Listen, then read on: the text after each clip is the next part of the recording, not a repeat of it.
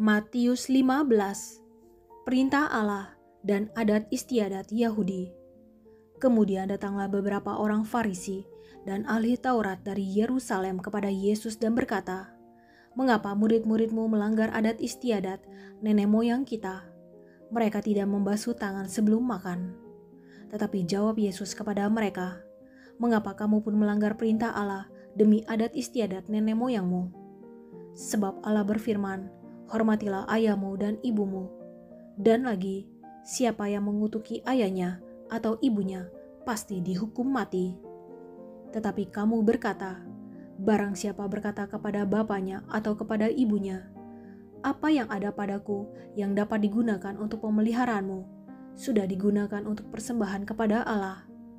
Orang itu tidak wajib lagi menghormati bapaknya atau ibunya. Dengan demikian, firman Allah kamu nyatakan tidak berlaku demi adat istiadatmu sendiri. Hai orang-orang munafik, benarlah nubuat Yesaya tentang kamu. Bangsa ini memuliakan aku dengan bibirnya, padahal hatinya jauh daripadaku. Percuma mereka beribadah kepadaku, sedangkan ajaran yang mereka ajarkan ialah perintah manusia." Lalu Yesus memanggil orang banyak dan berkata kepada mereka, "Dengar dan camkanlah, bukan yang masuk ke dalam mulut yang menajiskan orang, melainkan yang keluar dari mulut, itulah yang menajiskan orang." Maka datanglah murid-muridnya dan bertanya kepadanya, "Engkau tahu bahwa perkataanmu itu telah menjadi batu sandungan bagi orang-orang Farisi?" Jawab Yesus, "Setiap tanaman yang tidak ditanam oleh Bapa-Ku yang di sorga akan dicabut dengan akar-akarnya. Biarkanlah mereka itu. Mereka orang buta yang menuntun orang buta. Jika orang buta menuntun orang buta, pasti keduanya jatuh ke dalam lubang." Lalu Petrus berkata kepadanya, "Jelaskanlah perumpamaan itu kepada kami." Jawab Yesus, "Kamu pun masih belum dapat memahaminya. Tidak tahukah kamu bahwa segala sesuatu yang masuk ke dalam mulut turun ke dalam perut, lalu dibuang di jamban? Tetapi apa yang keluar dari mulut berasal dari hati, dan itulah yang menajiskan orang. Karena dari hati timbul segala pikiran jahat, pembunuhan, perzinahan, percabulan, pencurian, sumpah palsu, dan hujat. Itulah yang menajiskan orang. Tetapi makan dengan tangan yang tidak dibasuh tidak menajiskan orang." Perempuan Kanaan yang percaya. Lalu Yesus pergi dari situ dan menyingkir ke daerah Tirus dan Sidon. Maka datanglah seorang perempuan Kanaan dari daerah itu dan berseru, "Kasihanilah aku ya Tuhan, anak Daud. Karena anakku perempuan kerasukan setan dan sangat menderita." Tetapi Yesus sama sekali tidak menjawabnya. Lalu murid-muridnya datang dan meminta kepadanya, "Suruhlah ia pergi, ia mengikuti kita," dengan berteriak-teriak. Jawab Yesus, "Aku diutus hanya kepada domba-domba yang hilang dari umat Israel." Tetapi perempuan itu mendekat dan menyembah dia sambil berkata, "Tuhan, tolonglah aku." Tetapi Yesus menjawab, "Tidak patut mengambil roti yang disediakan bagi anak-anak dan melemparkannya kepada anjing." Kata perempuan itu, "Benar Tuhan, namun anjing itu makan remah-remah yang jatuh dari meja tuannya." Maka Yesus menjawab dan berkata kepadanya, "Hai ibu, besar imanmu, maka jadilah kepadamu seperti yang kau kehendaki." Dan seketika itu juga anaknya sembuh. Yesus menyembuhkan banyak orang sakit. Setelah meninggalkan daerah itu, Yesus menyusur pantai Danau Galilea dan naik ke atas bukit, lalu duduk di situ. Kemudian orang banyak berbondong-bondong datang kepadanya, membawa orang lumpuh, orang timpang, orang buta, orang bisu, dan banyak lagi yang lain. Lalu meletakkan mereka pada kaki Yesus, dan ia menyembuhkan mereka semuanya. Maka takjublah orang banyak itu melihat orang bisu berkata-kata, orang timpang sembuh, orang lumpuh berjalan, orang buta melihat, dan mereka memuliakan Allah Israel. Yesus memberi makan 4.000 orang. Lalu Yesus memanggil murid-muridnya dan berkata, "Hatiku tergerak oleh belas kasihan kepada orang banyak itu. Sudah 3 hari mereka mengikuti aku, dan mereka tidak mempunyai makanan. Aku tidak mau menyuruh mereka pulang dengan lapar, nanti mereka pingsan di jalan."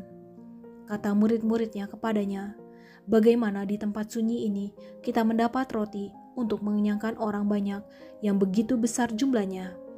Kata Yesus kepada mereka, "Berapa roti ada padamu?" "7," jawab mereka. "Dan ada lagi beberapa ikan kecil."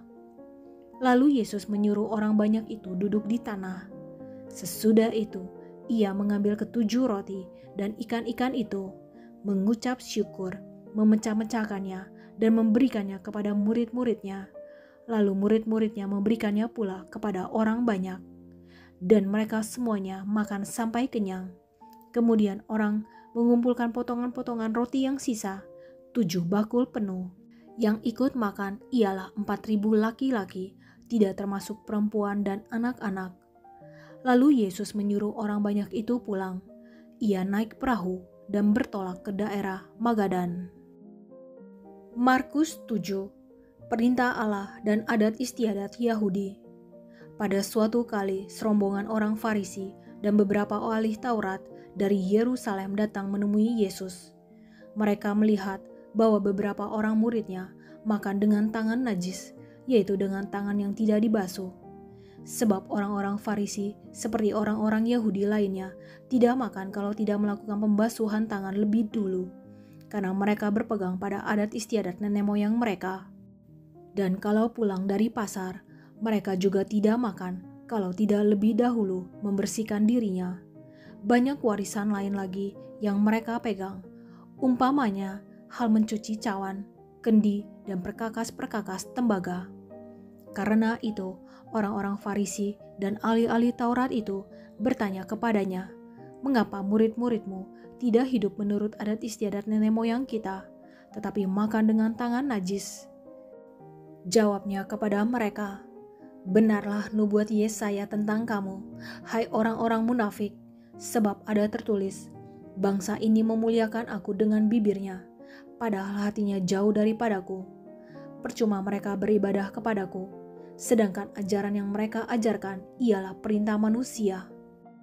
Perintah Allah kamu abaikan untuk berpegang pada adat istiadat manusia." Yesus berkata pula kepada mereka, "Sungguh pandai kamu mengesampingkan perintah Allah, supaya kamu dapat memelihara adat istiadatmu sendiri. Karena Musa telah berkata, hormatilah ayahmu dan ibumu, dan siapa yang mengutuki ayahnya atau ibunya harus mati. Tetapi kamu berkata, kalau seorang berkata kepada bapaknya atau ibunya, apa yang ada padaku yang dapat digunakan untuk pemeliharaanmu, sudah digunakan untuk korban, yaitu persembahan kepada Allah, maka kamu tidak membiarkannya lagi berbuat sesuatu pun untuk bapaknya atau ibunya. Dengan demikian, firman Allah kamu nyatakan tidak berlaku demi adat istiadat yang kamu ikuti itu, dan banyak hal lain seperti itu yang kamu lakukan." Lalu Yesus memanggil lagi orang banyak dan berkata kepada mereka, "Kamu semua dengarlah kepadaku dan camkanlah. Apapun dari luar yang masuk ke dalam seseorang tidak dapat menajiskannya, tetapi apa yang keluar dari seseorang, itulah yang menajiskannya. Barang siapa bertelinga untuk mendengar, hendaklah ia mendengar." Sesudah ia masuk ke sebuah rumah untuk menyingkir dari orang banyak, murid-muridnya bertanya kepadanya tentang arti perumpamaan itu. Maka jawabnya, "Apakah kamu juga tidak dapat memahaminya? Tidak tahukah kamu bahwa segala sesuatu dari luar yang masuk ke dalam seseorang tidak dapat menajiskannya, karena bukan masuk ke dalam hati tetapi ke dalam perutnya, lalu dibuang di jamban? Dengan demikian, ia menyatakan semua makanan halal." Katanya lagi, "Apa yang keluar dari seseorang, itulah yang menajiskannya. Sebab dari dalam, dari hati orang, timbul segala pikiran jahat, percabulan, pencurian, pembunuhan, perzinahan, keserakahan, kejahatan, kelicikan, hawa nafsu, iri hati, hujat, kesombongan, kebebalan.